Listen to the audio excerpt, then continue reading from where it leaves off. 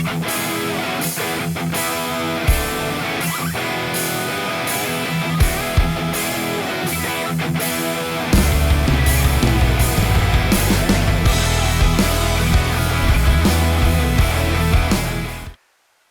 to the channel, everyone. Well, you guys are watching this, you probably know that I just picked up a 2023 Polaris Ranger. This is the 1000 XP Northstar Ultimate, so it's got pretty much everything right from the factory. Just a FYI, when you go to buy one of these, they have all the prices online, and that's not the real price, guys. That's not the price they're going to charge you. When you get there, they got dealer fees and they got assembly fees. And okay, I understand that they gotta, you know, assemble these when they get them and stuff like that. Problem is, I've had this thing. I picked it up yesterday. This is the next day, kind of looking around. My driver's side rear door was having trouble closing. I noticed that at the dealer, but I just thought I wasn't closing it hard enough. You know, I've got no experience with these Rangers here, so I don't know what the doors are like. But anyway, playing with it today, the door was not shutting right. You could see it wasn't even latching all the way. Because they have automotive style latches, and they have like there's like two locks, and when you shut it, there's one lock. When you close it all the way, it locks completely. So anyway, I'm having to go in. I took the striker off because it wasn't lined up. Actually, the striker wasn't tight. So whoever put this door on, they must have forgot to adjust the striker on it.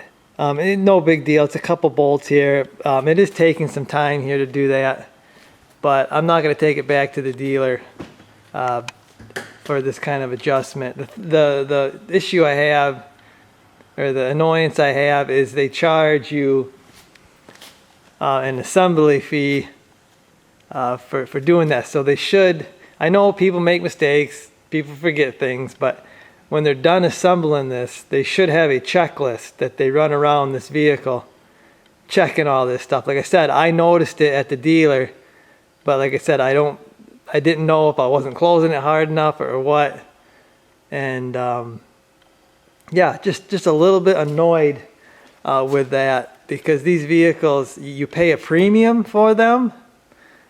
So I expect, you know, premium quality out of the Polaris dealer. So just a little disappointed with that. Okay, sorry about the glare, guys. The sun's coming in here. But anyway, I got it adjusted, and that's how the door should shut. If just a little tip, guys, when you're going to pick these up and you don't want to have any problems, these doors close like butter. I mean, they all should close like butter. So if you're having trouble with one not wanting to shut, or you're having to slam it kind of hard, you know, you might want to say something. I will say that these new cabs are sealed up really well, a lot better than the last generation. So if you have all the windows closed, sometimes that last door that closes, you do kind of have to slam that, because it's just sealed up so good. More issues with the dealer assembly on this thing. Literally picked it up last night. This is the next day, and I have like I said, another dealer assembly issue. You can see up there, you can see that roof line. Yeah, the roof isn't the roof is sticking up. I can't push it down because I think this is supposed to be slid under something on the frame of the roll bar. So not real happy with that, especially after the dealer charged me an assembly fee. And this is basically the second issue I have found. I wonder if we can see on the other side. So there you can see on this side, it's still up in the air a little bit because it goes over this. It's up in the air a little bit because it goes over that front one, but it's not near as high, and I can push it down. The other one, it's like solid. I can't push it. I'm not sure why the front ain't over the rear anyway, but that's the way they make these. That's the way it is. But I think what I'm gonna do, I was thinking about going inside, taking the headliner down. See, this has got a full headliner. I think what I'm gonna try to do is, I'm just gonna unbolt the back here, see if I can't slide this roof back enough, and then slide it back under there. If not, I'll have to go in, I'll have to take the headliner off and do all that work, but I'm just gonna try to do this the easy way, I guess you'd say. Still not happy that I gotta take my time and fix this after the dealer charged me. Okay, so I know it doesn't look like it's better. Well, it might look a little better, but now, like you can see, I can push that down all the way. I was able to. Took all 4 bolts out of the back here. You pull back and up, and you can unlatch that from the frame.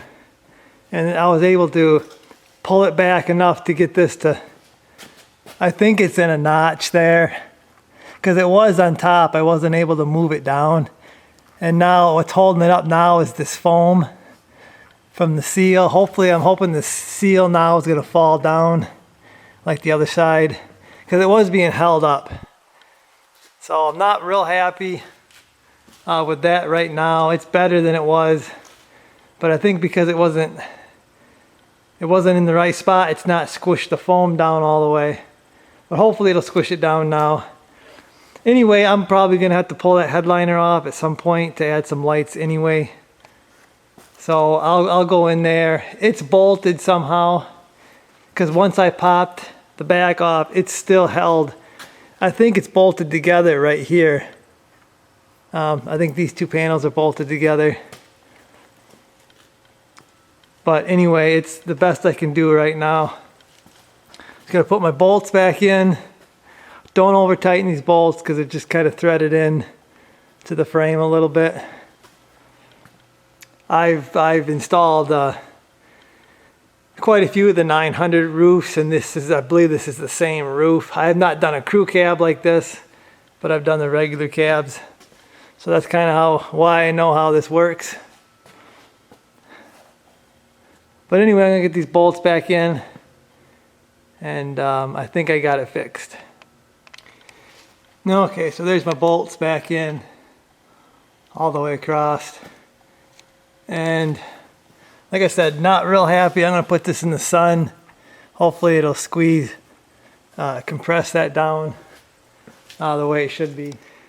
So I guess the moral of the story is, if you guys don't want to rework the dealer work, look it over really good at the dealer. Really look it over. The doors should all close like butter, guys. Body panel should be lined up pretty well. Look at the roof panel. The roof panel should be flat, relatively flat, on the roll bar there. So, well, that fix lasted 1 ride, and she popped back up, and again it won't go down. It's like hitting something. So I got a feeling that maybe there's a screw or something that isn't in place or something. So I am going to go ahead and pull that headliner. So this is kind of turned into one of those really annoying deals, but I want to get that should be laying down. I don't know if that's even watertight with it like that, and yeah, I don't know what's going on. Okay, I got the headliner out. And what I found is nothing is really holding that. I just smacked it back down, and it's just held down by gravity right there. So there's no screw. There's no screw or anything holding it up. And when I'm going for a ride, this thing must be twisting enough to allow the top to pop up. I don't know if it's just gonna, that seal's gonna wear down and it's just gonna hold itself in.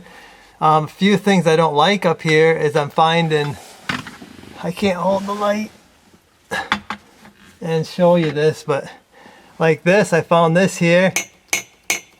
I mean, that's probably gonna make a noise going down the road. And another one, that one there is on the roll bar. That's probably gonna make a noise.